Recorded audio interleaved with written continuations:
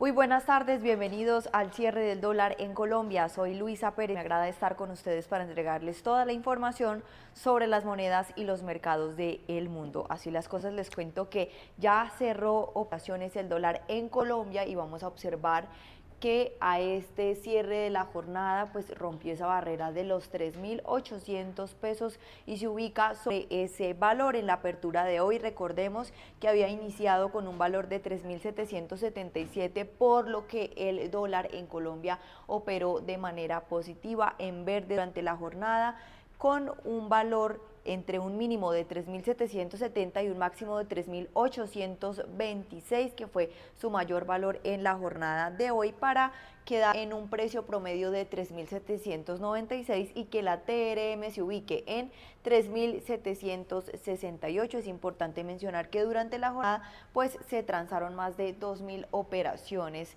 en lo que va, o más bien al cierre de la jornada. Y a propósito de la sesión del mercado cambiario, eso explica Mauricio Acevedo, quien es estratega de divisas y derivados de Corfi Colombiana. Comenzamos el mes de marzo ayer con una guerra que no teníamos el viernes al cierre del mes de febrero. Y me acuerdo como si fuera ayer, el 24 de febrero del 22, cuando Rusia atacó a Ucrania, en donde el mercado también abrió arriba, pero la jornada fue bajista. Más aún los días posteriores a la invasión, continuó bajando con fuerza. Ayer tuvimos un comportamiento similar, el mercado abrió alto, pero el movimiento durante la jornada fue bajista. Este tipo de movimientos es bastante común. Se le denomina cubrir el gap o cubrir la brecha. Es muy común que cuando el mercado abre con un gap o una brecha entre el precio de cierre anterior y la apertura, el mercado se devuelve en la jornada a cubrir en parte ese espacio. Eso fue lo que sucedió ayer en Colombia. Abrió el mercado 39 pesos arriba con respecto al cierre del viernes, fue de 3.752,30, ya que abrió en 3.790,95, lo que llevó la jornada a volver a recorrer a la baja la brecha que marcó en la apertura. Abrió ayer en 3.790,95, que fue también el precio máximo de la jornada, y tuvo un sesgo completamente bajista, donde cerró 42 pesos abajo en 3.749. La fluctuación de la jornada fue de 44 pesos, ya que visitó el precio mínimo de 3.746,50. Se operaron 1.229 millones de dólares y la TRM para hoy es de 3.768,73, donde subió solamente 2 pesos con 43 centavos con respecto a la TRM de ayer. Los niveles a tener presentes para hoy son los siguientes, como resistencias 3.705, 3.773 y 3.783, como soportes 3.746, 3.733 y 3.721. Por el lado de las monedas fuertes, amanecen hoy perdiendo valor frente a un dólar que se fortalece. El euro opera en 1.1598, la libra en 1.3296 y el yen en 157.81. Por el lado del peso mexicano, alineado con las monedas del mundo, también pierde valor, opera en 17.4877. Mejor dicho, hoy las monedas todas vienen perdiendo valor con respecto al dólar, lo que seguro se nos puede contagiar con ese movimiento alcista global. Le recomiendo continuar con mucha cautela, la volatilidad es la reina. Este incremento también se está viendo en el precio del petróleo, que continúa subiendo por la afectación por la guerra. La referencia Brent amanece en $84.11 el barril. Solo les recuerdo que el viernes el precio estaba en $73. El otro activo que viene con gran volatilidad es el que llegó a subir hasta niveles de 5.432, pero entre volatilidades ya se ha relajado, amanece en 5.266. Y los futuros de los índices bursátiles estadounidenses caen bruscamente hoy martes a medida que el conflicto creciente en Oriente Medio aumenta las preocupaciones sobre una desaceleración del crecimiento económico a medida que los precios más altos de la energía impulsan la inflación. En el plano internacional, el dólar estadounidense amplió sus ganancias el martes debido a que el creciente conflicto en Medio Oriente reavivó las preocupaciones sobre la inflación y provocó una huida hacia la seguridad, mientras que el yen alcanzó su nivel más bajo en más de 5 semanas. Les cuento que el aumento de los precios del petróleo ha llevado a los operadores a reevaluar las expectativas de recortes de las tasas de interés por parte de los bancos centrales mundiales, especialmente en los países que dependen en gran medida de las importaciones de crudo. Los comerciantes también ven a Estados Unidos como un refugio relativo debido a su mayor independencia energética, aun cuando el estatus del dólar como refugio seguro y confiable ha sido cuestionado durante el último año. Así las cosas, vamos a observar entonces de qué manera se comporta el DXY frente a sus pares que también están en medio de este conflicto, y podemos observar que el DXY ya se ubica también en los 99 como un activo de refugio, subiendo 0,69%, y a diferencia de las jornadas pasadas donde estaba operando sobre los 96, los 97, ya podemos observar que hoy se ubica sobre los 99,24. De otro lado, les cuento que dos drones impactaron el martes la embajada estadounidense en Riad, lo que provocó un incendio limitado y daños materiales menores, según el Ministerio de Defensa saudí. La embajada instó a sus ciudadanos en la capital y en otras ciudades a permanecer confiados. Dos drones impactaron en la madrugada del martes la embajada de Estados Unidos en Riad, la capital de Arabia Saudita, lo que provocó un incendio en la legación. El Ministerio de Defensa saudí indicó que el incendio era limitado y que el ataque dejó daños materiales menores. La embajada instó a sus ciudadanos en la capital y en otras ciudades a permanecer confinados. El ataque tuvo lugar en el marco de la guerra iniciada el sábado, cuando Estados Unidos e Israel lanzaron ataques conjuntos contra Irán, que provocaron la muerte del líder supremo de la República Islámica, Ali Jamenei. Irán respondió con bombardeos en todo el Golfo. Arabia Saudita, que ya había sido blanco de misiles iraníes al inicio del conflicto, informó el martes que interceptó 8 drones en las cercanías de Riad y de la ciudad de Al-Qarj. Por su parte, la Embajada de Estados Unidos en Kuwait anunció su cierre indefinido debido a las tensiones regionales. El anuncio tuvo lugar un día después de que un corresponsal de la France Press viera humo saliendo de la embajada tras ataques iraníes contra el país. En otras noticias, la guerra lanzada el sábado por Estados Unidos e Israel contra Irán se extendió por todo Medio Oriente y más allá, con la entrada al conflicto de Hezbolá en Líbano y un ataque contra una base aérea británica en Chipre. La guerra en Oriente Medio, desencadenada por ataques de Israel y Estados Unidos contra Irán, se extendió el lunes con un nuevo frente en Líbano.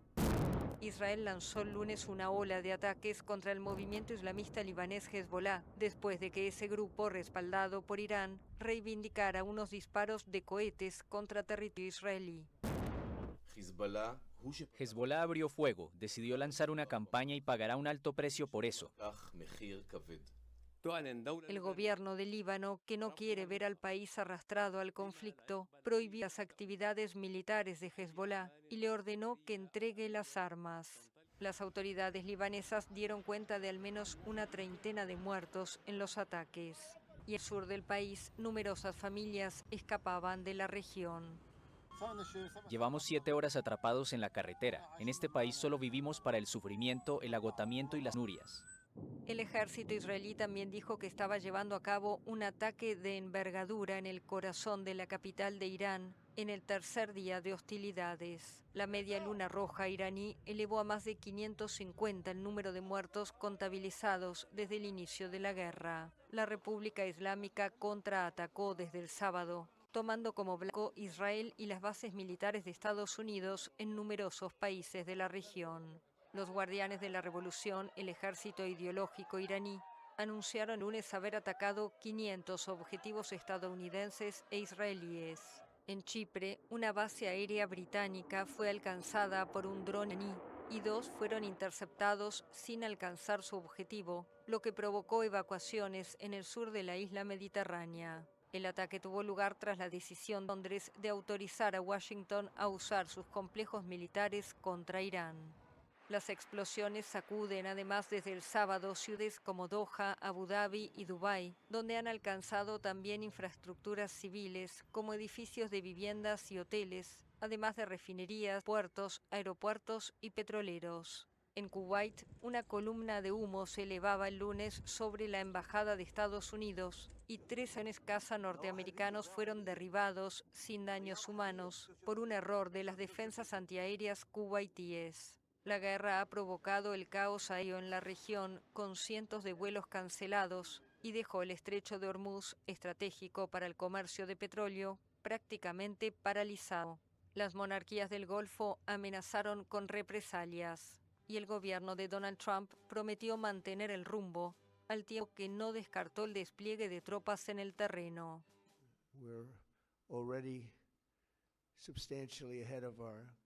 Ya estamos muy por delante de las proyecciones de tiempo, pero sea cual sea el plazo está bien. Cuanto sea necesario lo haremos, y lo hemos dicho desde el principio. Calculamos entre 4 y 5 semanas, pero tenemos capacidad para ir mucho más allá de eso.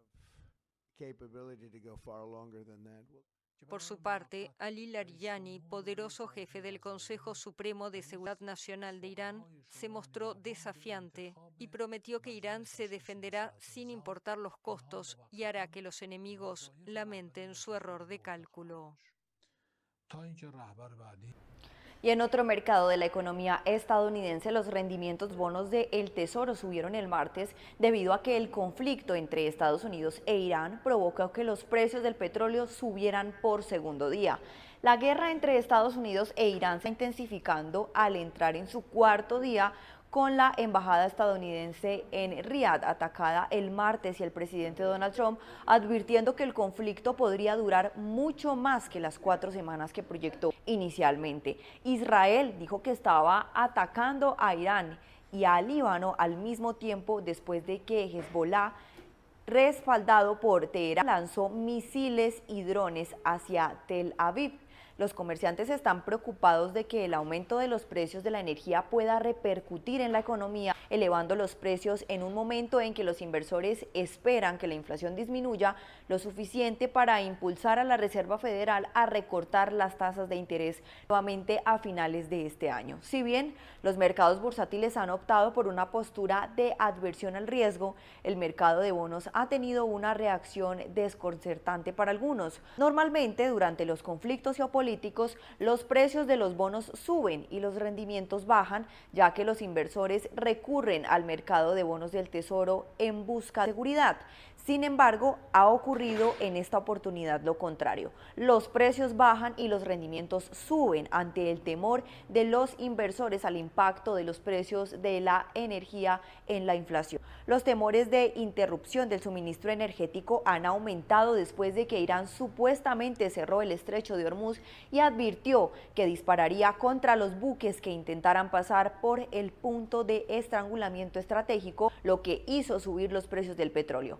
En el ámbito económico, el índice ISM manufacturero del lunes indicó un aumento de la presión sobre los precios en las fábricas. Si bien el índice general bajó ligeramente a 52,4, el componente de precios pagados se disparó a 11,5 puntos hasta los 70,5, lo que indica el porcentaje de empresas que registraron un aumento de precios en febrero.